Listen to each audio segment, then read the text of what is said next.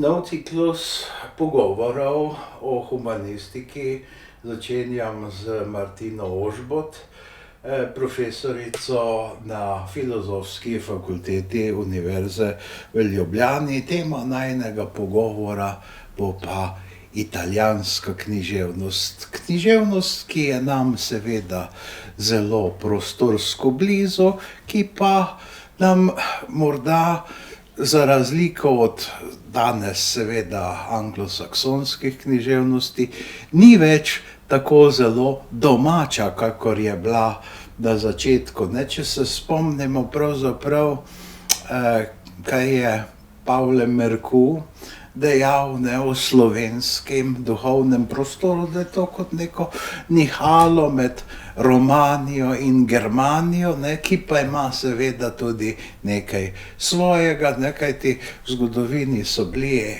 enkrat močnejši vplivi s severa, včasih pa seveda tudi z juga, kaj bi seveda barok na Slovenskem in seveda kolikor je renesanse brez vpliva z juga, to si ni mogoče predstavljati, pa seveda tudi kdaj še potem v 19. stoletju, v 20. stoletju pa je tega pravzaprav mogoče precej manj, kakor bi bilo pričakovati. Je res, tu sta dve svetovni vojni, tukaj je nek jez, neki hijati se ustvarili, pa vseeno, po drugi svetovni vojni, kjer bi pač na neki način pogovor začela, je najin dober znanec, lahko rečemo tudi prijatelj, Ciril Zlobec, pravzaprav sam informiral Slovence, ne samo z besedami, ampak tudi z prevodi praktično o italijanski književnosti. In ko gledamo danes nazaj, pravzaprav vse bistvene avtorje, vsaj tisti, ki so potem se tudi širše italijanski avtorji uveljavili v svetu, vse smo imeli pravzaprav po njegovi zaslugi prevedene, in to dovolj zgodaj, od pesnikov, kar ni tako nepričakovano, ker je on bil tudi seveda predvsem pesnik, ampak vendarle potem torej te italijanske Nobelove nagrajence, ampak jih je prevajal še predno so to bili, torej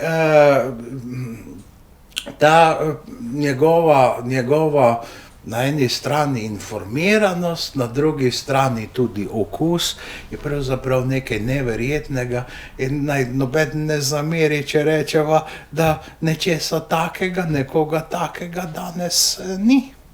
Absolutno, ja. Hvala lepa kolegu Igorju Gardini, rečem prijatelju Igorju Gardini za to povabilo, me zelo veseli, najprej tole, in tudi me zelo veseli, da je začel s Cirilom Zlobcem, ki dejansko je človek, ki je dejansko najbolj zaznamoval italijansko-slovenske odnose po drugi svetovni vojni. Bil je, sem ga dobro poznala tudi Cirila, imel je strašno energijo, imel je strašne interese in očitno tudi odličen nos. Kot praviš, on je dejansko prevajal avtorje, preden so postali tako zelo, zelo znani, recimo v Italiji. In dejansko panorama italijanske književnosti po drugi svetovni vojni v Sloveniji je v veliki meri zaznamovana z njegovim delom. Govorimo o slovenski recepciji, seveda. Dejansko filter je bil on za sprejemanje, ne govorim za čisto vse, ampak vendar za glavnino, kar imamo, je bil filter on, in dejansko to, kar imamo, je šlo po njegovem okusu. Na srečo je bil ta okus res nekako melodajen, v smislu, da so to reprezentativni italijanski avtorji. In jasno, pesniki, večinoma pesniki, ker je pač bil sam pesnik, je imel te interese, ampak ne samo, prevajajo tudi prozaiste, recimo Moravijo. Mene je predvsem očaral s tem, da je Leonarda Šašo prevedel zelo zgodaj. Recimo Sovji dan je šel zelo zgodaj.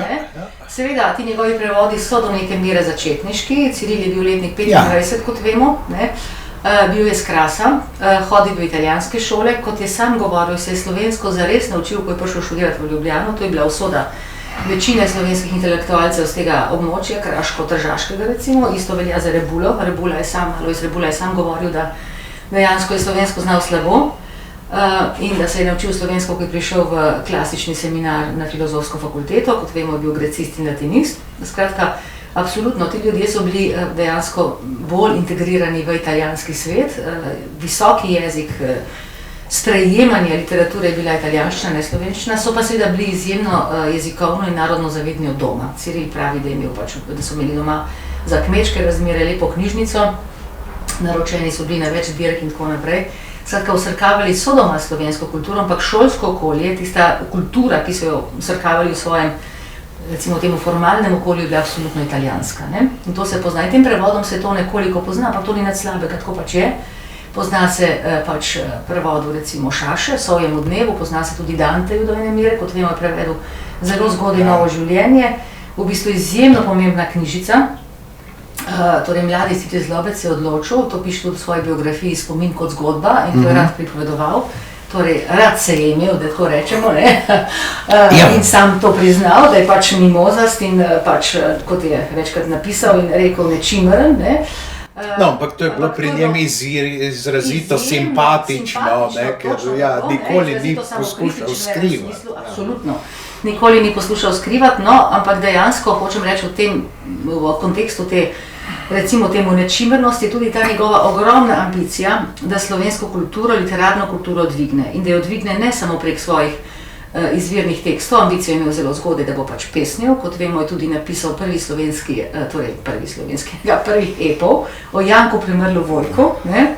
Ampak, kot je sam rekel, na srečo je ta ep pač odšel v smeti ali pač v ogenj in tako na ogenj ali kakorkoli že, tako da se nam ni ohranil, ampak skratka imel je svoje ambicije, ampak ne samo to, da so veljavi kot pesnik, ampak tudi, da preko prevodov imel je močno zavest, da so prevodi močno orodje in da preko prevodov iz italijanščine dvigne dejansko slovensko kulturo, ki je bila seveda takrat leta recimo po letu 1945 dosti bolj revna kot je danes, kar zadeva korpus besedil, ki so v tej kulturi na voljo iz različnih kultur in seveda tudi iz italijanske. No in eden prvih takih njegovih poskusov je bilo Dantejevo Novo življenje, ki ga je pač objavil v svojem prevodu in zanimivo, dva mlada človeka sta to počela skupaj, takrat je spremno besedo pisal njegov prijatelj Janko Kos, veliki pač komparativist, ne, ki pozneje postal znan profesor in dejansko tesen sodelavec Cirila Zlobca dolga desetletja, ne, recimo tam do začetka 90-ih let. Ja, in moram reči, ne, torej, da nekaj v oklepaj, Ciril mi je rekel nekoč, da tudi bil njegovo potem največje razočaranje. Torej, ker si je on predstavljal, da bosta na neki način voz vlekla pravzaprav naprej, ne? Torej on kot seveda prevajalec, kot urednik sodobnosti, Janko Kos pa kot seveda literarni teoretik, ne? In seveda zgodovinar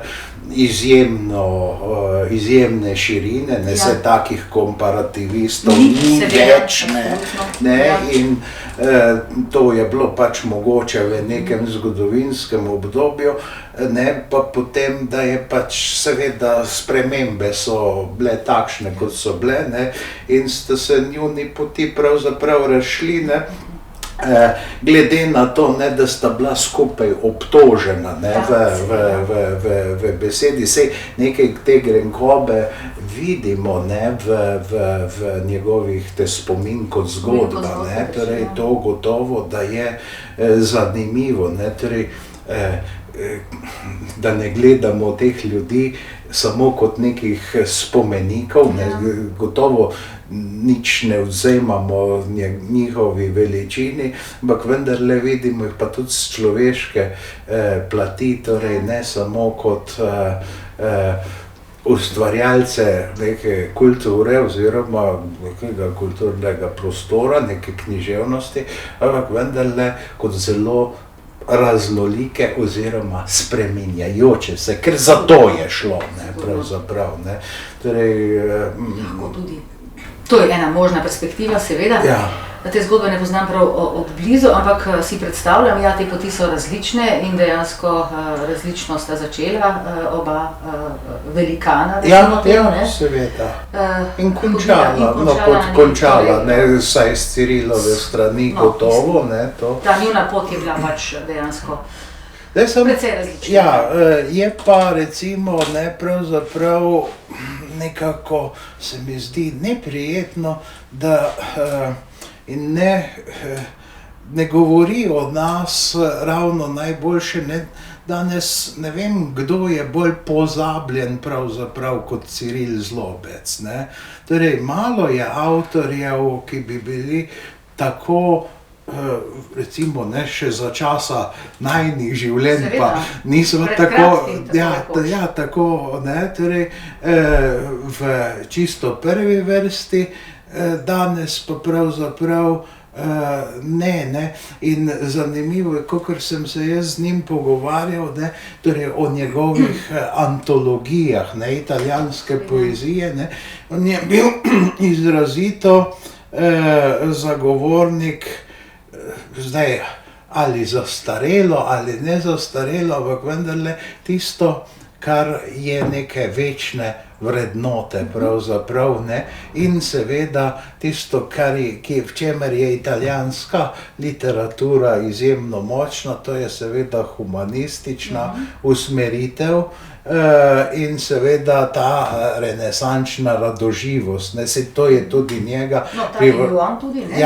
privlačilo, ne, in do recimo eksperimenta pa ni imel neke afinitete in je vedno, vem, nekajkrat mi je rekel, pa sej v kateri resni italijanski antologiji je pa Marinetti, ne, in seveda, ne, če vzamemo tako, sej to, takšne avtorje, zelo specializirani bralci, zlasti literarno-zgodovinsko izobraženi, te legije navadnih bralcev, to pa ni pravzaprav, ne, in vse to je vse povsod tako, ne, in tako je rekel, to, mislim, pojasnil na neki način te svoje izbore, ne, ker ne glede na to, kar sva rekla, pač, da ni skrival, ne, da je sam sebi gotovo pomemben, ne, in da je pomembno to, kar dela, je pa vendarle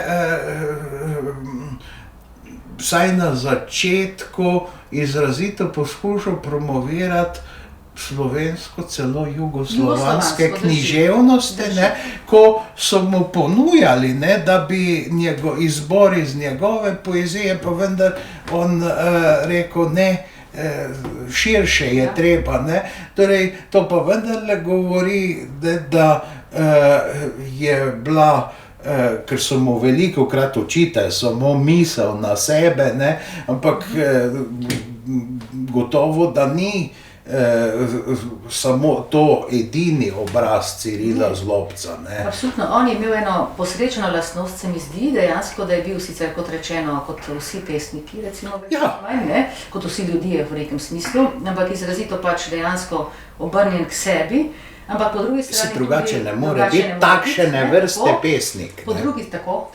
Po drugi strani pa tudi izjemno zainteresiran za skupnost. In to se kaže tudi v njegovem siceršnjem družbenem delovanju in tako naprej, ampak dejansko pri antologijah je to prišlo na dan na zelo poseben način, dejansko, ko so mu ponudili, mislim, da je bilo to pri založniku Ugo Guanda, ki je pomemben založnik, ne, da dejansko predstavi sebe, je predlagal oziroma želel, da predstavi dejansko izbor torej slovenskega pesništva in celo, kot praviš, jugoslovanskega. In to je bila zelo pomembna antologija, ki dejansko je počasi utirala pod dejansko tudi različnim slovenskim jugoslovanskim avtorjem. Moramo vedeti, da so bili to časi vendarle, ko ti dve literaturi nista komunicirali, ali pa minimalno. Seveda so bili stiki kot vedno na osebni ravni, pri marsikom, kot pri njem, ampak vendarle ta dva svetova se nista rada gledala. To so bila obdobja hladne vojne, obdobja prvih desetletij po drugi svetovni vojni, ko je šlo za dva radikalno različna sistema, radikalno različni zgodovini. Tukaj se je naplastilo, se mi zdi, ogromno enih dejansko antagonizmov, ki niso bili povezani samo z realnostjo po drugi vojni, ampak izrazito tudi prej. vendar Jugoslavija in Slovenija sta išli iz tega spopada, seveda na drugi strani, socialistični in tako naprej, Italija drugače, ampak to ni bil tak grozen problem, kot vemo, v Italiji je bila tudi močna recimo levica takrat, ne. Problem je bil po mojem še vedno v tej dediščini fašizma, ki jo je v slovanski svet, predvsem seveda pa mi kot sosedje, strašno čutili in dejansko ta dva svetova sta imela tukaj zelo različne poglede. Kot vemo, italijanski fašizem bil močen, krivičen, strahotno, predvsem na Primorskem, pa tudi do Slovencev nasploh in tega ni bilo mogoče pozabiti. Poleg tega pa seveda Italija ni doživela očiščenja od fašizma, kot ga je recimo na neki način katarzo doživela recimo Nemčija. Tako da v bistvu ta italijanska uradna politika, no, se še danes pravzaprav ni zavzela močnega stališča, res močnega stališča do tega, kar se dogajalo v drugi vojni. Seveda so simbolna dejanja, Pahor, Mattarella in tako naprej, čisto na koncu, ampak vendarle močnega stališča ni zavzela. In ta dva svetova sta bila seveda popolnoma pač nasproti si in to tudi kulturi seveda ni moglo deti dobro. In Zlobčeva premikanja teh meja so bila seveda zelo pomembna. Lahko je pa delal seveda zato, ker je bil del recimo te strukture, ne bomo rekli vladajoče nujno, ampak strukture nekako na pravi strani, lahko je to naredil, ne. Ravno pač dovolj je bil z vsako nogo, pač z eno nogo res v italijanski kulturi, ki jo zelo dobro poznal, na drugi pa v Sloveniji, v takratni Jugoslaviji, na pravi strani, da lahko te meje premikal. Tako da v bistvu gre za neko posrečeno, po svoje, pragmatično gledano, pragmatično eno posrečeno držo, ki pač, s katero si lahko marsikaj privoščil v smislu pač dejansko premikanja meje. Je imel pa tudi izrazit smisel za komunikacijo. Italijanski sogovorniki so ga izjemno cenili, to je treba povedati. Bil je dejansko tudi zelo po domače rečeno prijazen človek, dober človek pravzaprav, ne. In dejansko izjemno zmožen navezovanja stikov in tudi seveda dovolj korajžen. Recimo, ko je šel kot mlad novinar v Rim, ne, kot vemo, je delal pač kot novinar v Sloveniji nekaj časa po pač drugi vojni, ko je diplomiral. Ko je šel v Rim, je v telefonskem imeniku poiskal recimo številko od Moravije in se z njim sestal kot v bistvu mlad človek, ne, ki absolutno ni v Italiji predstavljal nič, ne, tudi v Sloveniji ne prav ogromno, seveda je imel za sabo že pesmi štirih in tako naprej, ampak ni bila to figura, kot ga pomnimo iz poznejših desetletij.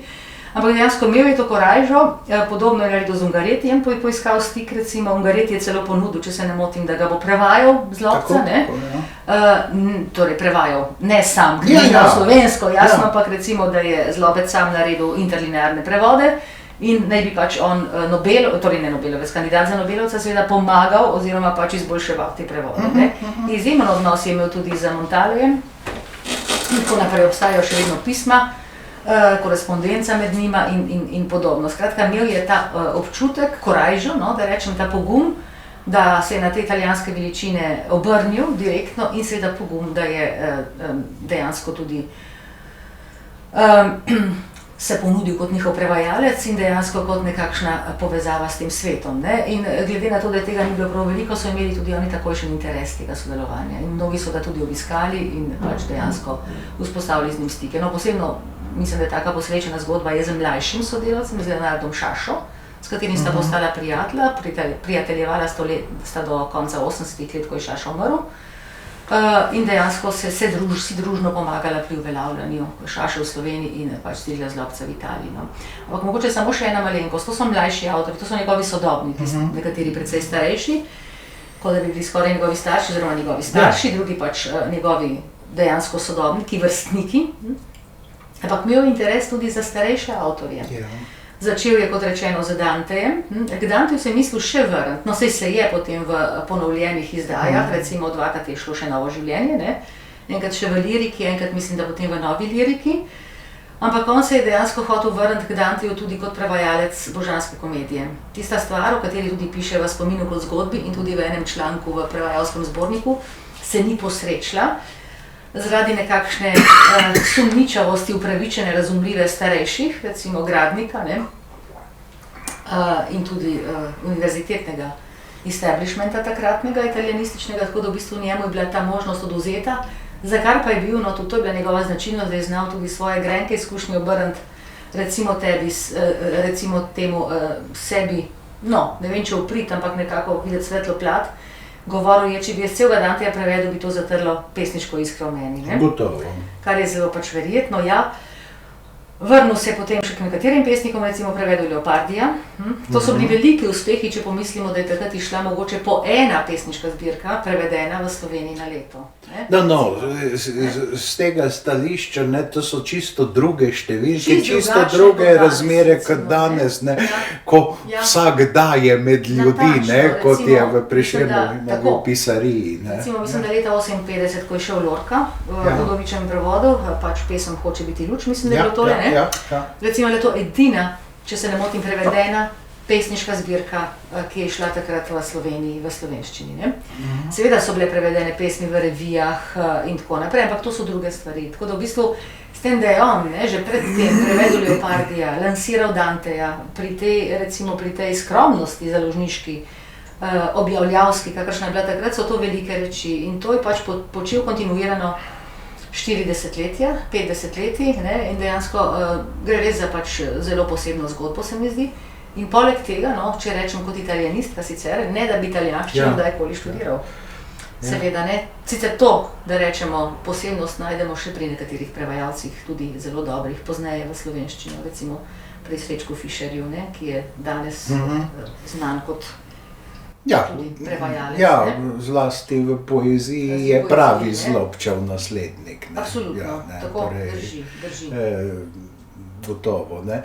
Ampak to, kar si prej omenila, ne, torej, da je potrkal Ciril Zlobec na vrata teh tedaj najeminentnejših italijanskih ustvarjalcev, sej, recimo, moja izkušnja je tudi takšna, da do teh velikih ni tako zelo težko prideti, če imajo čas, ne. Pri njih je predvsem čas, ne, mislim, kar zadeva moje izkušnje, recimo zlasti z zgodovinarji.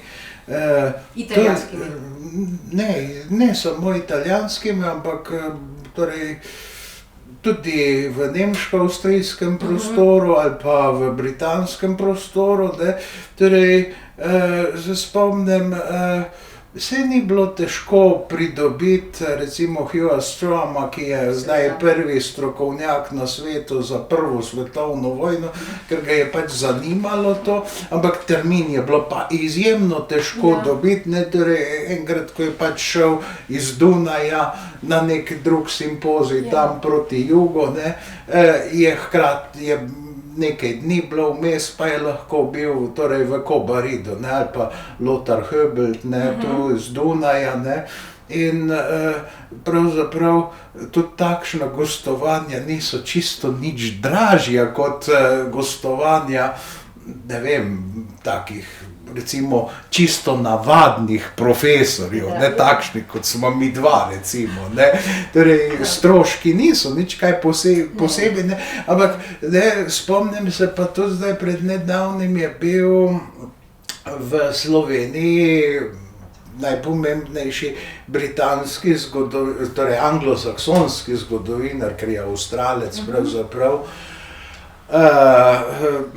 italijanskega fašizma, torej Bosworth, ne, in enaka zgodba, ne, zelo pristopen človek, z njim se lahko pogovarjaš, ne, ga je tudi veselilo priti na en simpozij, torej v Pivki, ne, in seveda zdaj, da navežem na tisto, kar sva prej govorila, ne, Boswortha v Italiji pač ne marajo ravno zelo, ker je zagovornik teze, da fašizem ni tako zelo unikatna stvar, da je pravzaprav zlasti ta obmejni fašizem se nalepil na iredentizem in je pokazal v svojih delih, zlasti v tistem delo, ne, pač o Mussolinijevi Italiji, ki je sledil njegovi biografiji Mussolinija, ki jo imamo tudi v slovenščini, ne.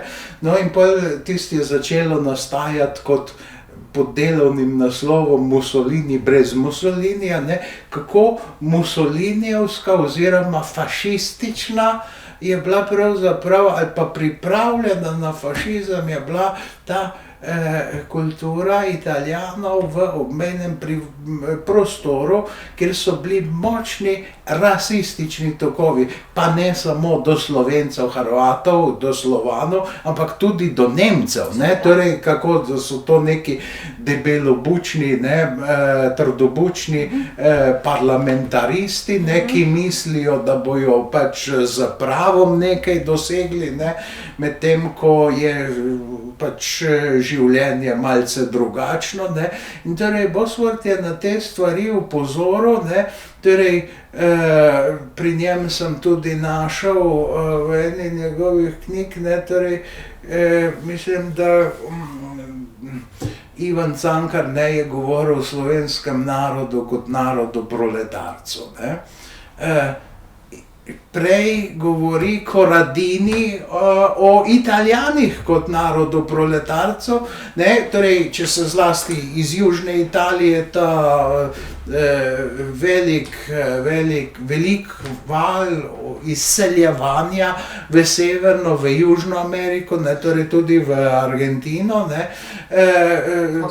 ja, Avstralijo pozneje, ne, torej vse to, če upoštevamo, je to ta misel, ne, o Italijanih kot proletarskem narodu, seveda kar bila aktualna, ne, zdaj, če pomislimo na to, da je Ivan Cankar hotel, potem, ko ni uspelo mu tam na tehniški visoki šoli, ne, da je se mislil prepisati pač na italijanistiko, ne, torej na Dunajski univerzi, kar ne vem, kako bi izpeljal, ne, ker bi moral neke diferencialne izpite napraviti, ki niso bili tako zelo enostavni, ampak kakorkoli, on je se z italijanščino resno ukvarjal, lahko, da je to prebral, samo Corradini je avtor popolnoma drugačnega profila, ne, je takrat iredentist, ko iredentizem v Italiji na Apeninskem polotoku sploh ni, ne vem kako razširjen,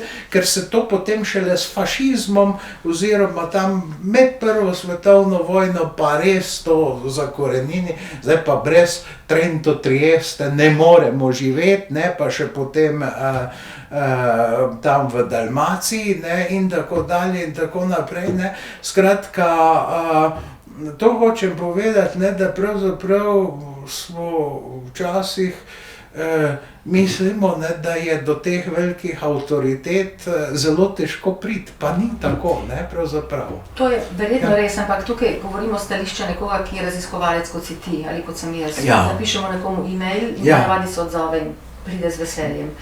Ampak recimo, to so bili le drugačni časi, to je bil izjemno mlad človek. Mogoče je danes tudi nekoliko, nasplošno se mi zdi odnosi, da so nekoliko bolj zrelaksirani. Vendarle, včasih je bilo to, mislim, da distanca je bila večja, nekdo, ki je bil velik pisatelj in nekdo, ki je bil en mlad novinar, recimo, verjetno so bili to drugačne relacije, ampak ne vem, seveda, ne.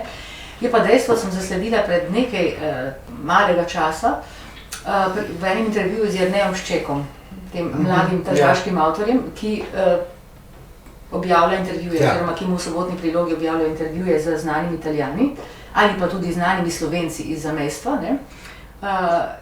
Predmejstva, da bomo rekla kot Merkur, ne.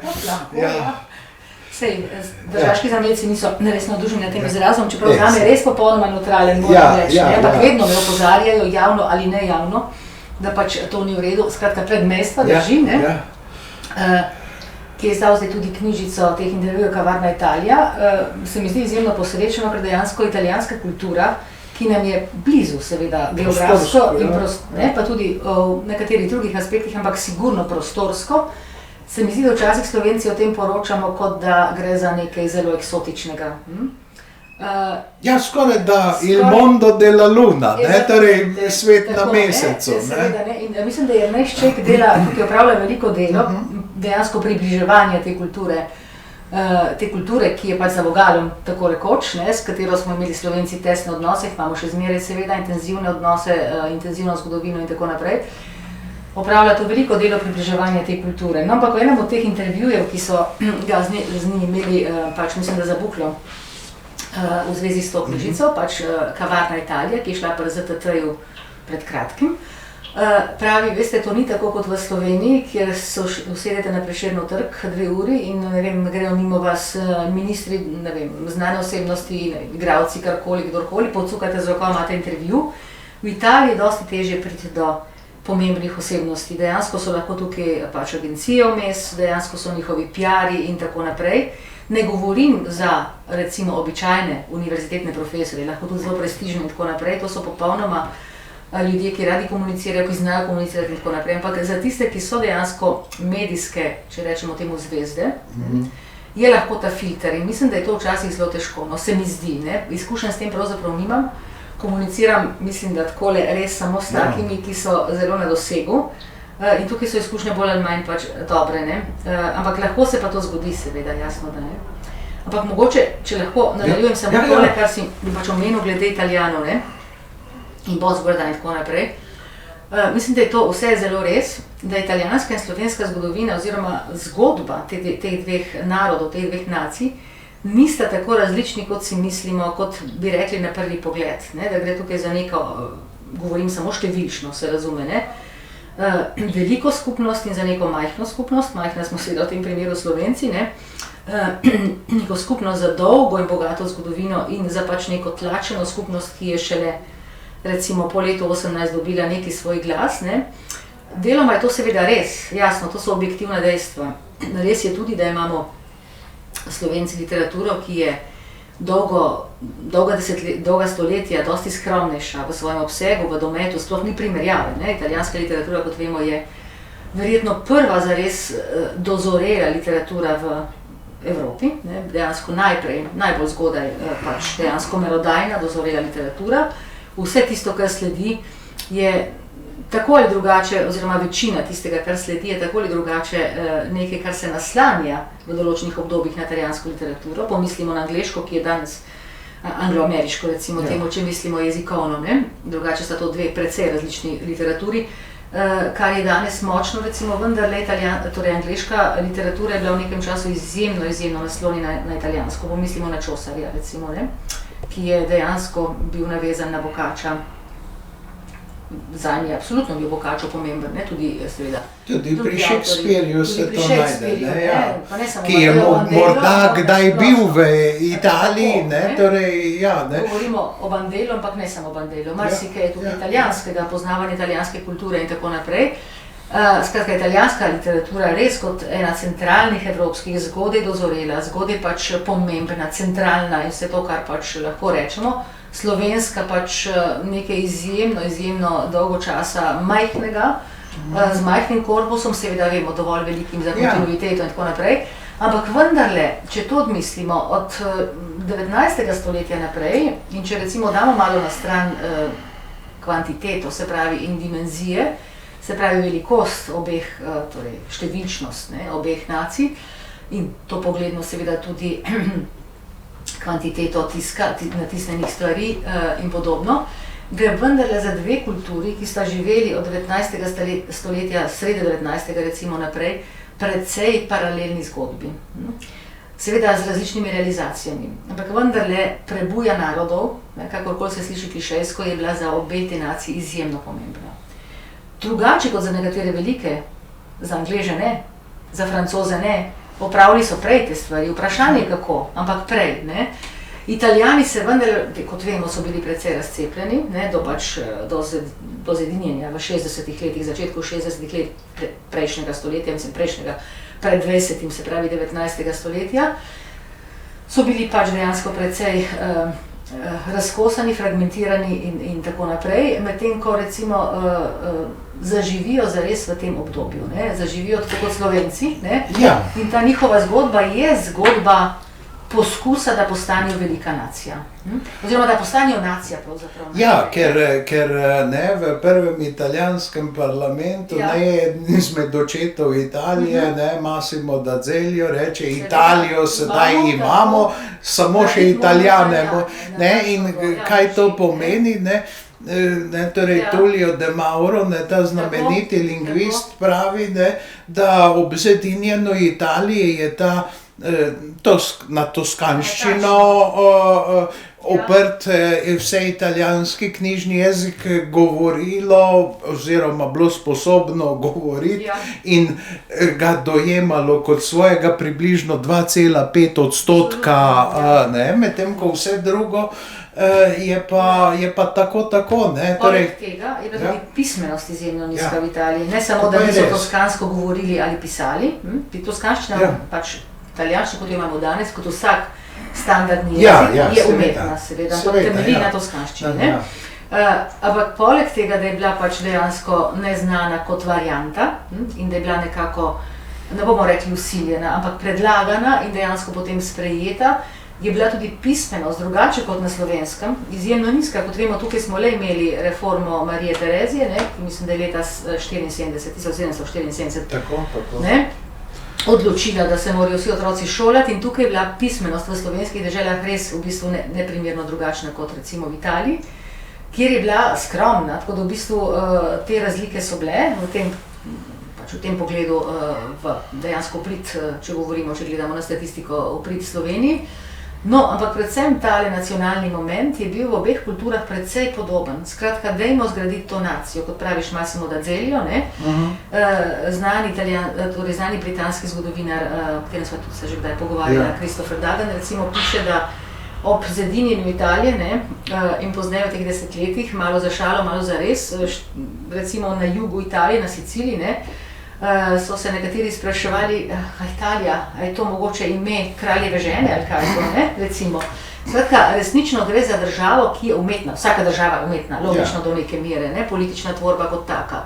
Ampak vendarle gre tukaj za, kar hočem povedati, je ta nacionalni moment, je v obeh kulturah strašno močen in takrat se začne graditi nacija kot nacija, se pravi srednji... Moderno, tako, v tem smislu.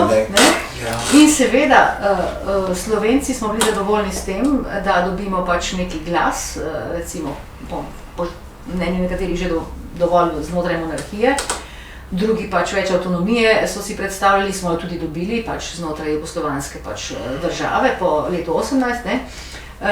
Italija seveda, glede na svojo velikost, glede na zglede in tako naprej, je imela večje ambicije, se pravi postati dejansko neka velika sila in to se je potem odražalo čez desetletje tudi v kolonialnih poskusih, ki jih Slovenci pač ne poznamo, ne moramo poznati, ampak skratka...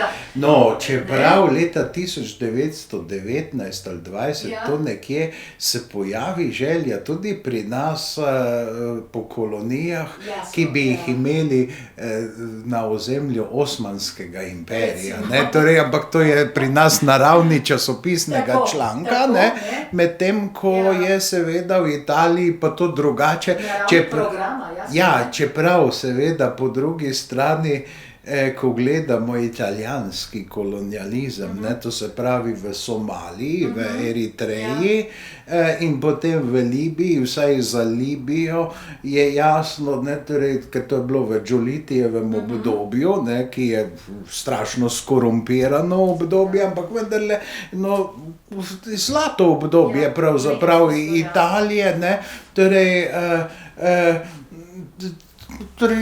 Giolitti sam ni bil posebej zainteresiran za tole, ne, ampak je najprej vprašal, koliko bo pa tole stalo, ne, torej, a si mi to sploh lahko privoščimo, ne, ker zadnje, ne, Italija je bila kot tista zadnja velika sila, ne, doživela tam v Eritreji, ne, oziroma ko je poskušala prodreti bolj noter v Etiopijo, totalen polom, ne, pri Aduji, ne, torej, česa takega pravzaprav nobena kolonialna sila ni doživela, ne, ker recimo Rusija je bila pač poražena v vojni z Japonsko, ki se je modernizirala, torej Etiopija oziroma kot so takrat rekli, ni ničesar takega doživela, ne, ampak navsezadnje, ne, ko se to ogleda, je seveda res, ne, hkrati pa ima Italija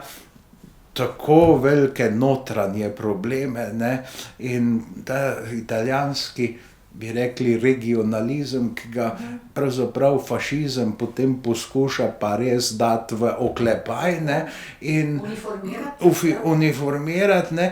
Zdaj seveda za italijansko kulturo je pa ta regionalizem bil izjemno tvoren, ne.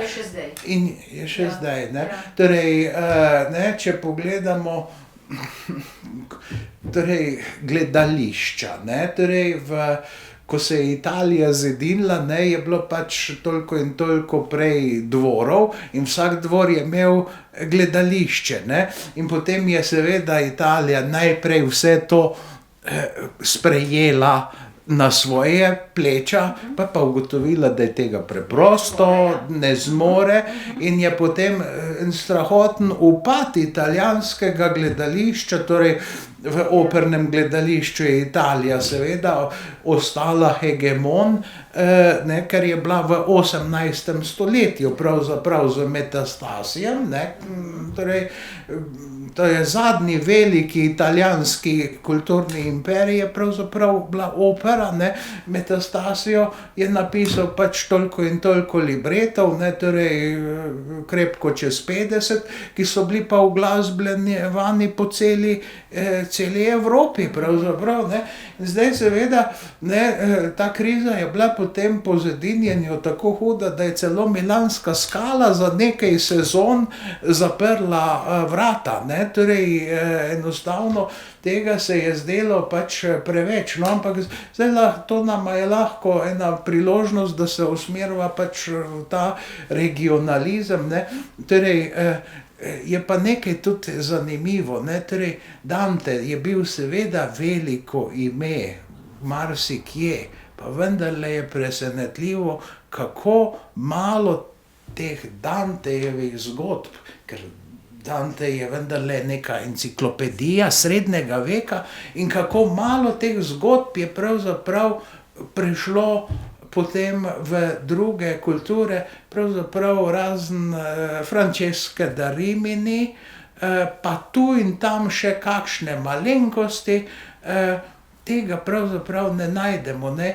in v nekem smislu Danteja za Evropo, za druge kulture odkrije romantika, ne, torej prej je seveda to neka italijanska vrednota, veliko ime, ampak vendarle niti približno v statusu kakšnih francoskih klasicistov, ne, ki so bili po celi Evropi vzor v svojem času, ne, torej šele v romantiki, ne, kar je pa seveda pri nas, ne, pač Prešern Danteja omenja, ne, kot torej tudi veliko ime, in še seveda marsikdo drugi potem, ne, potem ta trud za prevajanje Božanske komedije, ne, ki je vendarle dal nekaj žlahtnih rezultatov, ne, torej saj to navsezadnje vidimo, ne, torej z homerskimi epi so se tudi še toliko ukvarjali, ampak s kakimi drugimi epi pa ne toliko potem kot z Dantejem, ne, tako da tukaj smo vendarle na Slovenskem sledili, ne, ampak torej na neki način, ne, če zdaj se vrneva nazaj, ne, Dante je vendarle nekako povezoval Italijane, italijansko kulturo, ampak vendarle kljub temu pa je ta regionalizem izjemno močan, ne. Ja, če pomislim, ne, na te številne sicilijanske avtorje, ne, ki so izjemno močni, ne, torej in ki se vrstijo pravzaprav od Verge naprej, je v vsaki generaciji vsaj eden tam iz skrajnega italijanskega juga med največjimi velemojstri, ne. No, sicilijanščina je nekaj pač zelo posebnega, tudi kulturno, v smislu zgodovinsko, kulturno-zgodovinsko in zgodovinsko-kulturno. Sicilijanščina je bila zrela oziroma pač močna pred toskanščino, pač pomislimo na sicilijansko pesniško šolo Friderika II., ne, torej cesarja, ki je na svojem dvoru zbiral pesnike, ki so bili njegovi pravzaprav pisarji, kančeljeri, ne, in dejansko so pesnili večinoma torej, po provansalskih zgledih, ne, ampak vendarle dovolj izvirno, predvsem pa jezikovno izvirno. In ta književnost je izrazito vplivala na toskansko književnost, tudi konkretno na Danteja, njegove sodobnike, njegove prijatelje,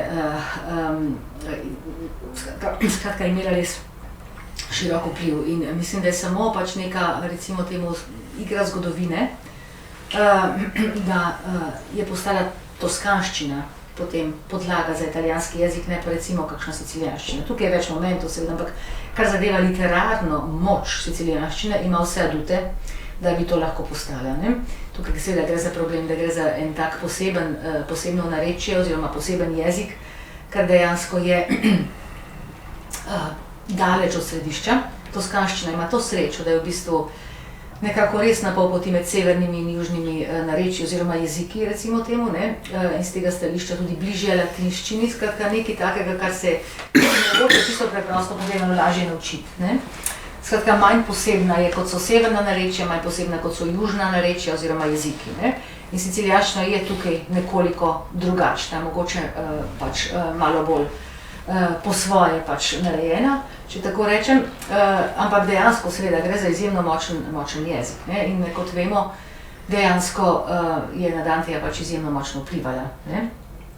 Zakaj je toskanščina postala tako močna? Dejansko očitno je šlo za neko tako, ne bomo rekli naključje, ampak za neko srečno obdobje, zgodovinsko srečno obdobje v Firencah, govorim kulturno srečno, drugače vemo, da je bilo lahko precej nesrečno, ne?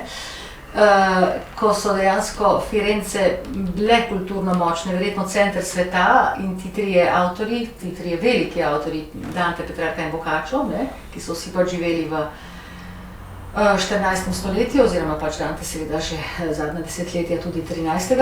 Dejansko v tej močni kulturi, iz te močne kulture zaživeli, no niso vsi živeli tam, kot vemo, Dante je živel po celi Italiji, ne. Petrarca sploh je živel zelo malo v Italiji, večino je bil na francoskem, potem recimo v bližini Padove, ampak vendarle vsi so bili pa toskanskega porekla, imeli so toskanščino od doma in v tem jeziku seveda pesnili, ne, pesnili oziroma pisali. In ta srečna okoliščina, ne bomo rekli naključje, ampak ta srečna okoliščina, da so v zelo podobnem času, skoraj sočasno proizvedli ta tri ogromna dela, ki dejansko imajo tudi to značilnost, da je vsako žanrsko drugačno, ne, se pravi Dante je dvignil italijanščino kot pesnik, kot epski pesnik recimo temu, Petrarca kot lirik in Boccaccio kot pripovednik. Ne. To je pravzaprav te osnovne konture neke moderno pojmovane književnosti. Ki je dosti pozneje pač se tipološko uveljavila s to triado recimo, ne. Dejansko je bilo to izjemnega pomena za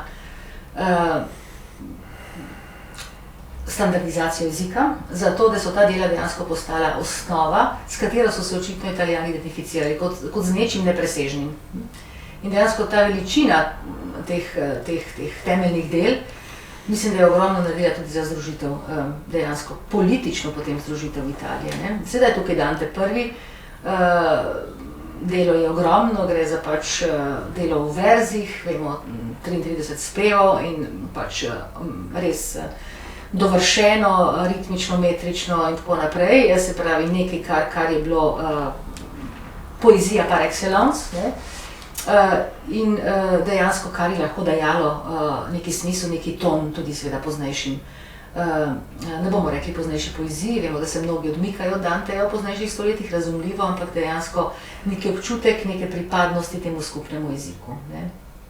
Tako da mislim, da je bilo zelo instrumentalno dejansko za združitev, drugače kot v nekaterih drugih kulturah, kjer mogoče literatura sama, neka pomembna dela niso bila tako nujno centralna kot v Italiji. V Italiji ni bilo države, zelo podobno spet v Sloveniji. Enotne države, v smislu, ne?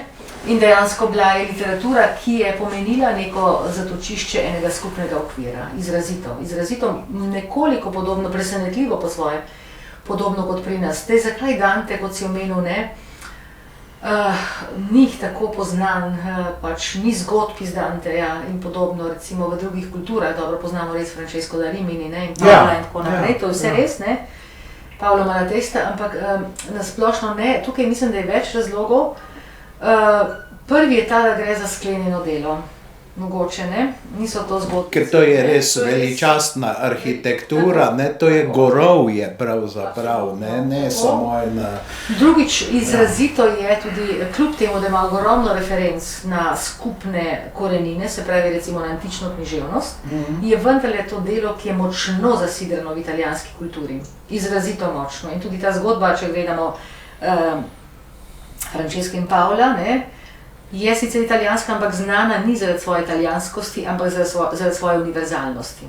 In če pomislimo na, kot si prej omenil, francoske klasiciste, čisto drugačna situacija, ukvarjajo se ogromno z antičnimi temami, eksplicitno z antičnimi recimo, in to so stvari, po katerih so recimo zelo znani, no, pustimo potem kakšnega Moliera, ki je seveda komik, ne, mislim pač avtor komedij, ampak nasplošno mislim, da gre tukaj za bolj univerzalne mogoče momente, medtem ko Dante je seveda univerzalen, ampak te njegove konkretne zgodbe, ta njegova zasidranost je zelo tipično zasidranost v eno domačo kulturo, ki je italijanska. Mislim, da to je velika razlika recimo pri njem, ne. Poleg tega italijanska literatura po določenem času, praviš, je odkrila ga romantika, nedvomno, ne, seveda takrat se začnejo tudi prvi integralni prevodi v angleščino, malo pozneje v nemščino in pozneje seveda čez desetletja v slovenščino, kot vemo, poskusi so bili, ne, zelo močni, tudi Kosevski je prevedel Paklo, ne, torej, to je prvi, ne bomo rekli integralni prevod, ker ni, ampak integralni del ene kantike, se pravi integralni del Pakla, ne, seveda, ne, bili so tudi prevajal tudi brat Matije Čopa recimo, ne, ampak ne integralno. In potem seveda šele leta 10 začnemo dobivati, 1910, se pravi pred 100 leti dobrimi, ne, začnemo Slovenci dobivati prvi integralni prevod izpod peresa Josipa Debevca, torej celotne komedije, ne, kar se nam zdi mogoče malo zapoznelo, ampak v bistvu ni tako zapoznelo. Gre vendarle za ogromen projekt, kot vemo, nikoli izšel, oziroma to pred zelo kratkim, ni izšel v knjižni obliki, sigurno, torej ga Debevec izdal v knjižni obliki, izhajajo v Domu na svetu 15 let, do leta 25. Ogromen projekt, ne, in seveda potem, kot praviš, srečna roka Slovencev, da smo dobili še en integralen prevod, in sicer spod peresa profesorja Capudra, leta 72. To delo je prevedel pri svojih 30 letih, kar je tudi monumentalno, ne bomo rekli čisto tako kot Dante, ker je vendarle to pač Dante izvirnik napisal, ampak ta prevod je res nekaj izjemnega. In dejansko še danes mislim, da je referenčen, kakorkoli. Capudra se je k njemu vračal, tudi pozneje, pripravil več posodobljenih verzij, kar je tudi nekakšna posebnost, kot vemo, ni ravno tipično, da prevajalci posodabljajo svoje verzne prevode v slovenščini, ne. No, še zlasti je pa to težko pri Danteju, ne, ker je struktura, kitič, torej verzna struktura takšna. On je dejansko do konca življenja živel Danteja, izrazito. Tako da ja, imeli smo pa seveda tudi nekaj neintegralnih prevodov, ne, vemo Debeljaka, ki je šel v Argentini, v eksilu, se pravi, ne, in seveda Gradnika, ki je tudi imel namen prevesti celotnega Danteja, ki ga je občudoval, ampak se zadeva ni šla, oziroma baje je prevedel, jaz nisem videla tega tretjega dela, ne, torej prevedel je tudi Raj, išla sta Peku in Vice, prevedel tudi Raj, ampak pač Raj je ostal v rokopisu zaenkrat. Tako da to je ta zgodba slovenska z Dantejem, ampak ja, Dante v slovenski kulturi, ja, potem se pojavijo neki poskusi v sodobnem času, ampak mislim, da so pač razmeroma zaenkrat obrobni, no tako. Ampak Dante je referenca seveda tudi v svetovni književnosti, ampak mogoče dejansko bolje prevajan, bolje nekako prisoten s svojim imenom, kot da bi bil resnično veliko bran, ne. Čeprav v angleškem prostoru, anglo-ameriškem prostoru, se pojavlja kar veliko, mislim, da tako cirka na par let, ne, nastane nov prevod Danteja. In ti prevodi so silno raznoliki, odlični, večinoma zanimivi, nekateri bolj tradicionalni, nekateri bolj pesniški, recimo pred par leti je to naredil avstralski pesnik Clive James, ki je živel v Angliji, torej emigriral v Anglijo, se preselil v Anglijo, no, in dejansko napravil ta prevod, ki je bil tudi zelo uspešen. Tukaj so res poskusi, ki trajajo, ki se dejansko množijo, ne, drugače pač kot v taki kulturi, kot je slovenska. No, ampak če se spomnimo, kaj je Umberto Eco napisal v tistih znamenitih šegavih lektorskih pripombah, ne, torej ta Alighieri je tipičen nedeljski avtor, ne, nekaj takega, torej samo kompilira, torej neizviren, ne, in da to ne bi bilo za izdat zdaj, ne, če bi kdo napisal nekaj takega. Ne. Mislim, seveda je to parodija. Ne. Parodija, tudi Umberto Eco je nekaj podobnega. On celo pravi, kako je dobil neki rokopis tam v imenu orožja, ne, kako je že tole. Tudi se pravi, on se namenoma oziroma eksplicitno kaže svojim drugim jazom za neizvirnega, ne? Tako da o neizvirnosti in o teh, kako pač imamo velikane. Na neki način je seveda to prikrito priznanje, ne? Ker vse, ki je...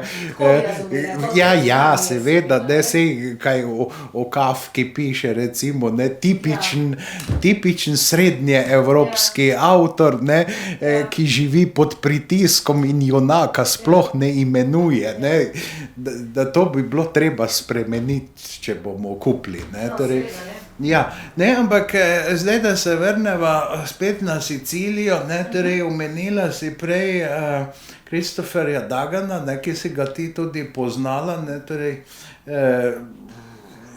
v anglosaksonskem svetu bomo vzeli v roke, ne, pač njegovo, kogar zanima zgodovina moderne Italije, nek pregled, gotovo njegovo La forza del destino, ne, torej moč usode, ne. Seveda, ne, torej in seveda tudi je izjemno napisana, ne, torej samo kakšni čudaki namesto tega dela pač dajo prevesti kakšno drugo. Pustimo to, kako se pri nas obnašajo, ko recimo kot neke hudo aktualne zgodovine drugih narodov prevajajo po 30-40 let stara dela, ne, kar je pravzaprav je škoda, ker danes je na knjižnem trgu marsičesa, ne, ampak moram reči, ne, da tudi, kolikor poznam pač italijanske avtorje, da neke takšne zgodovine, kot je ta Daganova La forza del destino, da jo težko najdeš, ne, mislim, na eni strani me na svoj način spominja na pač Taylorja in njegovo obravnavo srednjeevropske zgodovine, ne, torej z neko seveda distanco, ampak ogromnim razumevanjem. Seveda to ni mogoče tisto čisto neko mikrorazumevanje, kaj se tam v neki vasi ali pa nekem mestu, ker če se piše nacionalna zgodovina, je to tako, kot če letiš nekaj 1000 metrov nad pokrajino in seveda ko opisuješ tisto pokrajino, kar vidiš, je to drugače, kot če jo gledaš z višine 100 metrov, ne, torej pogled je seveda drugačen, ne, ampak recimo, ne, pri Christopherju Duganu je pa očaravajoče to, ne, da on se je pravzaprav posvetil zgodovini italijanskega juga, konkretno Sicilije, skozi celotno zgodovino pravzaprav, ne, Italiji pa seveda predvsem v tem modernem obdobju, ne, in oba pola njegovega zanimanja za Italijo sta imenitno obdelana, ne. Jaz imam tudi do italijanskega juga, ne, me pač neko posebno zanimanje, ne, torej nič ne skrivam, ne, da se mi Tomasi di Lampedusa, spet nekdo, ki ga je v slovenski prostor uvedel, Ciril Zlobec, zdi resen, silno imeniten avtor, ne, torej tam noter je misel, ne, da zdaj se bo pa vse spreminjalo, da se ne bo nič spremenilo, ne, torej neverjeten avtor je pravzaprav, ne, torej ta Tomasi di Lampedusa, ki ni napisal tako rekoč ničesar drugega, ne. Razen za enega sorodnika je en kurs za maturo, ne, o romantiki, pa o angleški književnosti, pa nekaj novelic je, ampak nasproti temu velikemu romanu, ki pa pravzaprav ekspozicija nečesa verjetno večjega, ne. Kratek roman, ne, ampak in ki je zanimivo, ne, da je tudi z naslovom problem, ne, torej leopard ali jaguar, ne, v resnici ne gre pa ne za eno, ne za drugo, ampak za neko divjo mačko, ki je pa res na Siciliji in Lampedusi, ne, ker on je bil vendarle zadnji lampeduški princ, ne, torej knez, ne, torej poročen, mislim, da z Latvijko, če se ne motim, ne, torej skratka ena evropska zgodba, občudovalec meni dragega Stendhala tudi, ne, torej mogoče res Stendhal 20. stoletja z vsemi odlikami in na neki način seveda tudi slabostmi tega pisca, ne, ker ampak z neko res jasno barvo, ne. In kaj bi rekla, zakaj so pravzaprav tile ljudje, avtorji iz italijanskega juga, za nas, ki pač od drugod motrimo, ne, mislim, navsezadnje, če pogledaš, se tudi Verga je zelo zanimiv, ne samo zaradi kavalerije rustikane, ne, mislim, saj tam iz neke take klasičnega ljubezenskega trikotnika, ne, pravzaprav pričara nekaj zelo nenavadnega, ne, in ko so pač v Turidu in Santucci videli glavna junaka, ne, Alfio je glavni, ki že malce starejši, ne, nima ravno veliko možnosti, ko se bo bojeval za svojo ženo, ki ga je prevarala in on to seveda ve, ampak vendarle bo to napravil in na koncu koncev seveda tudi zmaga, ne, v tem, ne. Mislim, to je verjetno, da se tukaj v južni Italiji vendarle križata na eni strani, da je to svet, ki je nam seveda že malce tako tuj, da ga ni ravno v naši zavesti, pa njegove logike, hkrati je pa tako blizu, da to logiko še vedno lahko pa razumemo, ne, tako da tu se ena križata, ne, ali pa Šaša, ne, je tudi Siciljanec, ne, in kaj se vem zdaj, potem Bufalino, ne, mislim, da je tudi, ne. Ja, ne, in seveda z juga Italije, pa Pirandello, ne. Sicilija ima res ogromno avtorjev. Zakaj, kje je njihova privlačnost? To ne velja samo za slovensko kulturo, ampak nasplošno med najbolj prevajanimi italijanskimi avtorji v Evropi, recimo v svetu, so Sicilijanci. Gotovo je med njimi, recimo, med zelo, zelo sodobnimi, ki je sicer tudi že pokojen, je Camilleri, Camilleri, recimo, ne. Če dovoliš, sem tale, ker drugače bom pozabil, ne, v enem intervjuju, ki je imel za, ne vem, za nek slovenski časopis, je rekel, ne, da je njemu rekla neka, torej Slovenka, in tega ste ubili vi, ne, torej Italijani, ne, torej, pa seveda je Siciljanec nekaj drugega, ne. Ampak, ja, tukaj gre za eno posrečeno, se mi zdi dejansko, kot praviš, eno posrečeno napetost med tem, kar je dovolj eksotično in kar je vendarle obče človeško, kar nam je blizu, ne. In to se kaže pač tako pri Camilleriju, seveda, no, ne da bi imeli kriminalce, kaj govori o občih stvareh, seveda, in govori pa tudi, seveda, na en tak zelo posrečen način. No, če beremo to sicer italijansko, je tudi jezikovno izjemno posrečen. To je avtor, ki je res genijalen. On recimo piše v seveda sodobni italijanščini, ampak z ogromno sicilijanskimi primesmi. Ampak to na tak način, da tudi Italijan, ki nima pojma o sicilijanščini, lahko to razume. Skratka, to lokalno barvo, jezikovno lokalno barvo, je tako dobro integriral v besedilo, ki je sicer italijansko. To je privlačnost recimo mogoče z ena od privlačnosti za italijansko beroče. No, zdaj za slovenščino, za druge jezike seveda ne, je privlačnost, mislim, da res v tem, no, dovolj eksotičnosti, ravno pravšnje eksotičnosti, v kombinaciji z neko obče človeškostjo. Poleg tega pa seveda tudi film.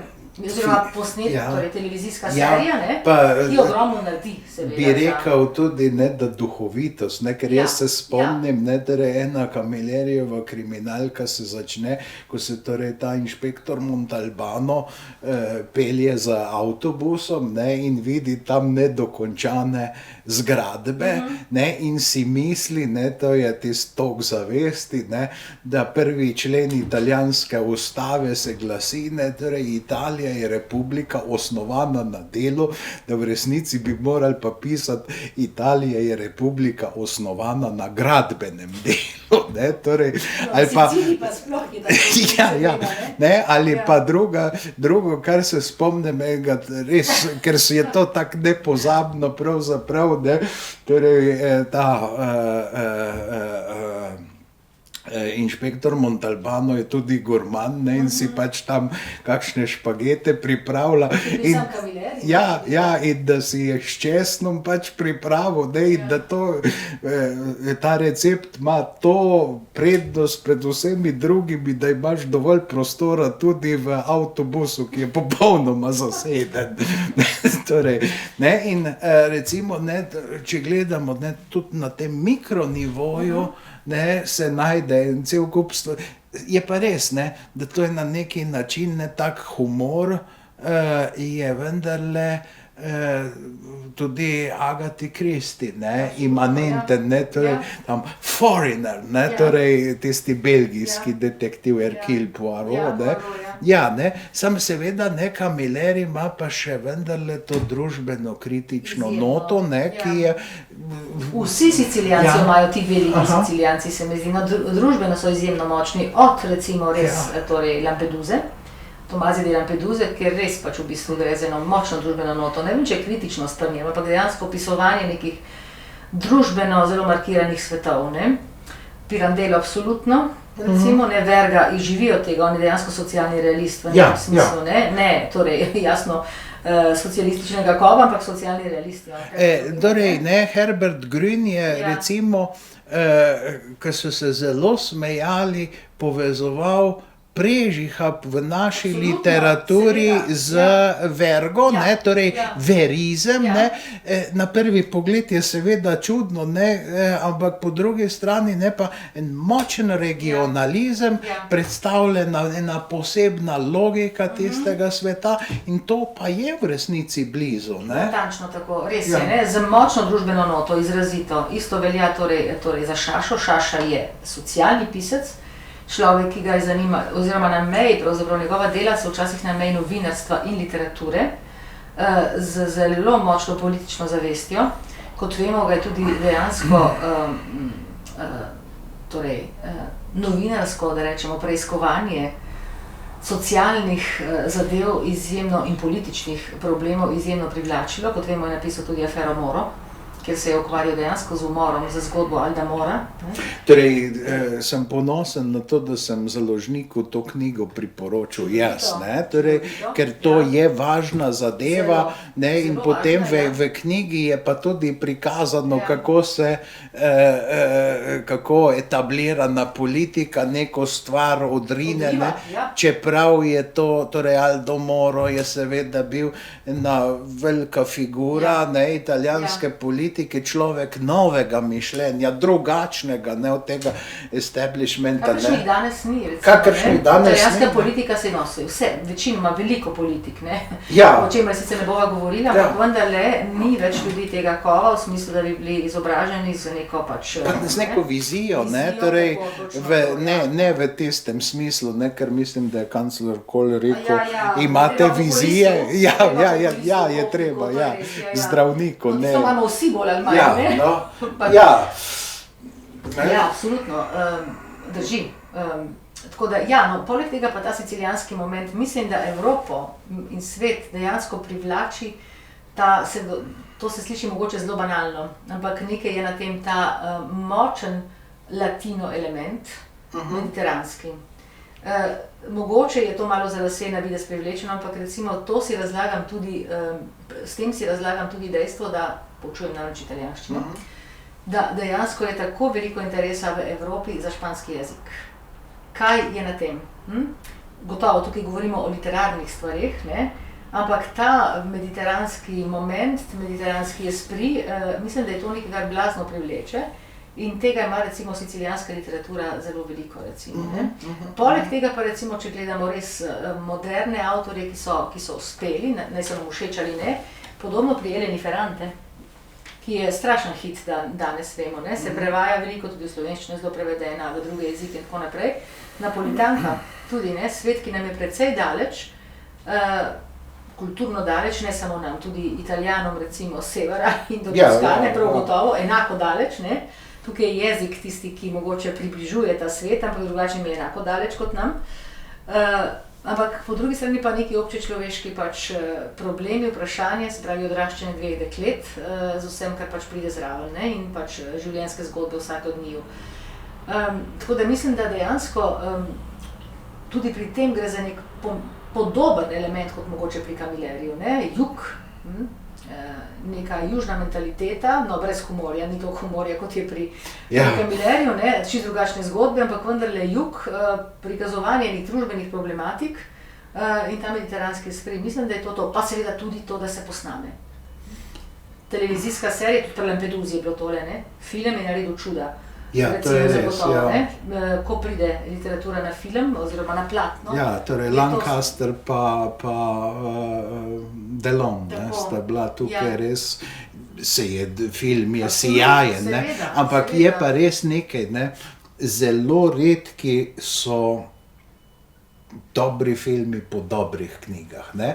Je veliko slabih filmov po dobrih knjigi, ne. Najme rože, recimo. Ja.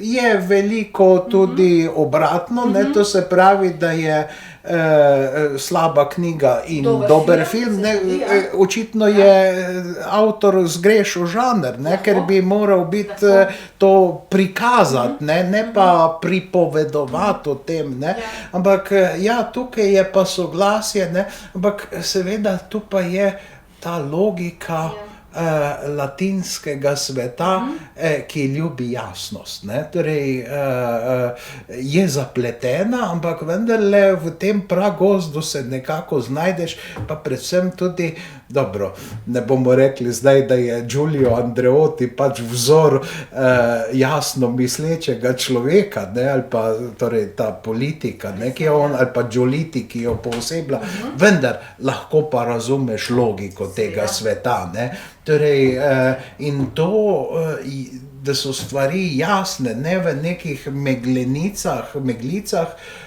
je pa vendarle neka vrlina, ne, ker to je pa čisto drugače, ker zdaj počasi bova sklenila, ne, tole najin pogovor, ne, vsaj za nekaj časa, ne, potem nadaljujeva kdaj pozneje, ne, morda se za konec podava v Trst. Ne, torej Trst je pa vendarle, bi rekel tako, ne, moja percepcija na italijanske književnosti je seveda laična in izrazito ljubiteljska, ne sistematično, ne prebiram, žal tudi ne znam dovolj dobro, da bi vsaki italijanščini bil kos, ne, ampak nekaterim pa že ne, ampak vidim pač, ne, da torej ta tržaška književnost je v italijanski, torej italijanska tržaška književnost je nek corpus separatum, ne. Bi rekel celo tako, ne, da je neko mnenje, da vsi Tržačani bi bili celo lahko zelo dobri pisatelji, veliki pisatelji, če bi znali napisati, ne, ampak pišejo očitno precej drugače. No, se isto velja za slovensko književnost, ne, da je neki corpus separatum v enem smislu, vsaj za klasike govorim. Ja. V nekem smislu. To je res, ker seveda je drugačen temperament, ne? Torej, jasno je nekaj, mislim, da je Boris Paterno tudi enkrat rekel, in to se mi zdi zelo tehtno, ne? Da je pač soseščina italijanskega sveta, ne, za takšno veliko pesniško in tudi siceršno kulturo, mimo katere pač nihče, ki tam živi, ne more, ker je obdan, ne, je vendarle te slovenske avtorje sila, ne, na neki način pri Pahorju je to zelo izrazito, ne, pokazati mi, ampak mi imamo tudi nekaj povedati, ali pri Rebuli seveda, ne, torej, on se pravzaprav, kot pravi, maščeval z vsakim stavkom, z vsako slovensko besedo Mussolinijo, ki mu je jemal, ne, in potem je on razvil nek takšen tudi, precej artificialen jezik, ne, ki je bil med našimi Tržačani nekaj časa celo vzor, ne, in torej ne glede na politično prepričanje, ne, so, ne, ker Rebula je vendarle zelo katoliški avtor, ne, ampak so tudi tisti, ki so bili na skrajni levi, pisali tako umetelno, ne, eden od teh mi je rekel, ne, torej Ravel Kodrič je rekel, da njemu je pač šele Paul Merku izbil to iz glave, ne, da je to pač vendarle je neka osebna pot, ne, ker vsi so pa na neki način poskušali iti v to rebulovsko smer, ker se jim je zdela pač tako primerna za tisto situacijo, ne, je pa res, ne, da če bi vsi tako pisali, bi potem tamkajšnja književnost bila zelo umetna celo, ne samo umetelna, ne, ker Lino Legiša je pa recimo razlikoval, ne, Pahorjev pristop, ki je razumljivost praktično vsakomur, ne, in iskanje jezikovnega navdiha v vsakdanjosti, na drugi strani je Rebula, ki popolnoma drugače, to izhaja čisti svoje jezikovne vizije, ne. Zdaj seveda, tržaški italijanski avtorji, ne, imajo pa malo drugačen problem, ne, oni se nič kaj niso zgledovali tako zelo po italijanskih avtorjih, ampak so pravzaprav dependansa Srednje Evrope oziroma Dunaja v Primorju. Ja, mislim, da je to tipičen, torej situacija je tipičen lonec dejansko večkulturnosti, kot se sodobno reče. Dejansko slovenski avtorji, tržaški, ne govorimo posamezno, govorimo o teh najbolj znanih, iz te generacije Pahor, Rebula, ne, mogoče tudi malce še potem Košuta, mladi Košuta, Miran Košuta, pa tudi drugi, so dejansko pod vplivom italijanščine. Kar je razumljivo, bolj ali manj je to jezik, ki dejansko je dominanten v tej sredini, pač v teh okoljih, recimo temu.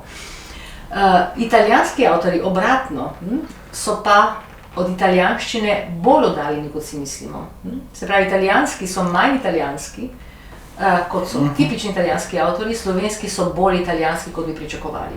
Dejansko je tole. Tukaj gre za večinsko kulturo, ki je bila seveda za Slovence. Ne moreš mimo nje, ne. Je pa tukaj več momentov, seveda italijanska tradicija pri Rebuli recimo, italijanska retorična tradicija, upovedovalna tradicija je zelo drugačna od slovenske.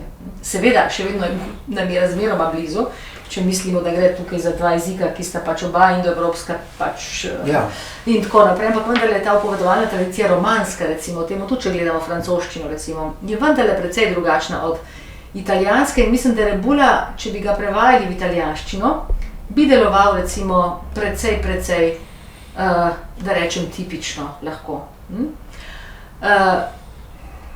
To je en moment, se pravi ta vpliv italijanske retorične tradicije. Zdaj pri Pahorju tega ne zaznavamo. Pahor ima en tak bolj suh slog, dejansko esencialen, esencialističen, je drugačen, ampak pri njem je nekaj drugega zadaj. Pri njem je dejansko zadaj, tukaj sta na delu jezika v stiku. Močno, ne? In dejansko, če ne znamo italijansko oziroma če ne poznamo problematike jezika v stiku, tega ne moramo razumeti in tega ne vidimo, lahko rečemo samo, da je slab avtor. Jezikovno gledano slab govorim, ne. On je jezikovno stališča Slovenca zelo atipičen, ker dejansko prenaša italijanske strukture, ne besede že itak, to se razume, ampak italijanske strukture, dejansko italijansko arhitekturo na sintaktični ravni, morfološki pogosto, v ta svoja besedila. Tukaj je ogromno italijanizmov, ne toliko leksikalnih, oziroma to je pač neupadljivo, recimo, nepomembno, ne? To se že tako razume, ampak dejansko strukturnih, jezikovnih na vseh ravneh. Ne? Mene osebno to ne moti, ampak očitno, če bi se nek slovenski lektor na ta besedila spravil, bi verjetno jih zelo izmasakriral, ne? In no, saj zato pa je Pahor hotel imeti lektorje in je bil zelo občutljiv, ne, če so recimo slovenski človek, kar on pravi vedno, ne, dosledno, naredil Slovenec, ne, recimo, ne. Torej, on je vztrajal pri teh rečeh in moram reči, ne, da, ker nekoliko poznam korespondenco Pahorjevo, ne, torej Lino Legiša je bil njegov lektor in potem Janez Gradišnik, ne. Torej, ta dva sta pa vendarle razumela to raznolikost slovenščine in da je to vendarle da je to tisti stvarni jezik, živi jezik med Slovenci v Trstu, ne. Mislim, jaz sem tudi imel sorodnike v Trstu in vem, kako to zveni, ne. In zdaj to na neko, recimo, čist na vseh ravneh normo Ljubljane, zakaj bi pa na to kopito? No, zelo me veseli, da si to omenil. To je eno izmed vprašanj, s katerimi se raziskovalno ukvarjam že nekaj časa, ko sem pač se ukvarjala nekoliko z Rebulovim jezikom. Dejansko slovenščina, kot vemo, ima neki standard, ne, ki je pač takšen, kot je. Ne. Ampak moje stališče je, da verjetno bo treba s časom, če hočemo slovenščino ohraniti, to ni dejansko dezintegracija, ampak to je ohranjanje, dejansko priznati, da obstajajo neki drugi standardi. In en standard je verjetno zamejski. Standard mogoče v nastajanju ali pač, ne vem, pač gotovo nepopisan, ne, in tudi stigmatiziran, ampak dejansko ti ljudje imajo živ jezik, ki je drugačen, ki dejansko je posledica stika z italijanščino. In to se pozna bodisi v vsakdanjem govoru, bodisi seveda v pisanju pogosto. Zdaj seveda, to se sliši zelo pavšalno, da govorim, kje postaviti mejo je težko vprašanje, recimo, ne. Koliko dopuščati jezik, vsak jezik, če hočemo, da se ohrani, ga je treba nekoliko normirati, kodificirati in tako naprej, ne. Se pravi, gotovo, nekaj je treba narediti, ampak vendarle ne vsiljevati neke norme, ne z valjarjem, tako, ne vsiljevati neke norme, ki je tem ljudem, tem govorcem tuja, ker s tem jim vzameš identiteto, vzameš jim tudi možnost biti realističen v nekem višjem smislu. Bojim se, da včasih tudi željo sploh po komuniciranju v tem jeziku. Recimo, ne? In tako da ti avtori so res atipični, ne? Ampak poglejmo, v slovenski literaturi so ogromno dali, ne? Mislim, gotovo, ne? Isto velja za Florjana Lipuša, ki je zelo atipičen Korošec, ki živi v stiku z nemščino, to se njegovim besedilom zelo pozna, na drugačen način, ampak vendarle avtor, ki je izjemen stilist, ne? Ki pač dejansko je v slovenski literaturi ogromno dal. Se pravi, avtor, ki izhaja iz nekega stika, vede ali ne vede, ne? Koliko se bo stil vplivati, ne vem, me tudi ne zanima v resnici, ampak njegova besedila so dejansko jasen produkt življenja, jezikovnega življenja tudi v stiku z nekim drugim jezikom, in to je seveda nemščina, ne? Ja, je pa res, ne, tudi to, ne, da to so tako samosvoji avtorji, bereš en odstavek Rebule, ne moreš misliti, da je to nekdo drug napisal, en odstavek, ker to so močne osebnosti, ne, Lipuša, ne, ne. Ja, recimo, ne. Zdaj seveda pri italijanskih državskih avtorjih so problemi drugi, res so atipični s stališča Italije, če vzamemo pač Sabo, ki je pač dejansko pesnik, ne, in ki je dejansko zelo tržaški pesnik. Tržaščina vemo, da je posebno narečje, ni pisal narečju, da se razume, ampak vendarle bil je zelo pod močnim vplivom, jezikovnim vplivom tega sveta. Pisal je pač italijanščino, ampak pod močnim vplivom tega tržaškega sveta. Ne? Po drugi strani imamo tukaj Zveva, ki mu italijanski dejansko literarni pač stilisti očitajo, da dejansko ni odličen italijanski avtor. Jasno, bil je večjezičen, živel je v močnem stiku z nemščino, ne, to je bil Ettore Schmitz, kot vemo, ne. Ja. Tako da v bistvu pri njih se pojavljajo podobne stvari. V Nemčiji tudi študiral, ne. V Nemčiji študiral, skratka. Ko je bila kolera v Trstu, se je zatekel v Celje. Zanj je bila nemščina, nemška kultura, nemška literatura zelo močna, seveda jasno, da in tukaj gre za avtorje, o katerih premalo vemo, oziroma ogromno so se preučevali, ne, tudi seveda Zveva, predvsem pač kot recimo zaradi njegovih psiholoških romanov oziroma zaradi njegovega psihologiziranja, ne, zaradi stikov pač za sodobno znanost, psihoanalizo, Eduardom Weissom in podobno, zaradi Joycea seveda in vse to, ampak jezikovno te avtorje, tako slovenske Tržačane kot italijanske Tržačane premalo poznamo. Oba ta jezika, tako slovenščina kot italijanščina, nista po mojem, oziroma razmišljanje o njiju, pač skratka refleksija ni dosegla stopnje, ko bi si upala priznati, glejte, sej slovenščina je marsikaj, italijanščina je marsikaj, ne, sprejmimo te avtorje, to so pač avtorji, ki so pač dejansko vredni tudi ne samo torej ne samo kot fabulatorji ali pač kot pesniki, ampak dejansko tudi po jezikovni plati, to je obogatitev za slovensko, torej za slovenščino, obogatitev za italijanščino, dajmo pač pogledati njihov jezik, ki je pač nekaj izjemnega in izjemen je v veliki meri zato, ker je nastal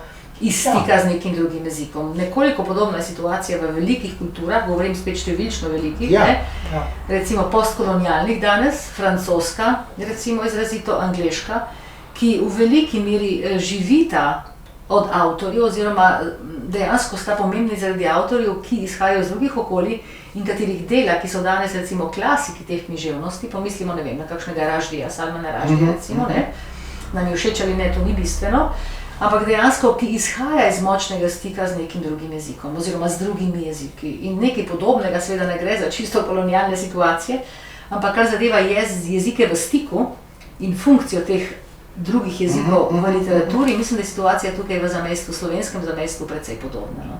In to bi rada, s tem bi rada tudi dejansko mogoče zaključila. To se mi zdi zelo pomembno vprašanje, s tem se pač v bistvu mnogi pri nas, mnogi, ki bi mogoče se lahko ne ukvarjajo in mislim, da to je pač zelo dober teren za raziskovanje, tudi za opolnomočenje slovenščine in po mojem ne za manjšo, ampak za večjo samozavest tega jezika. Gotovo, ne, ker na vse zadnje, ne, če je vse uniformirano, ne,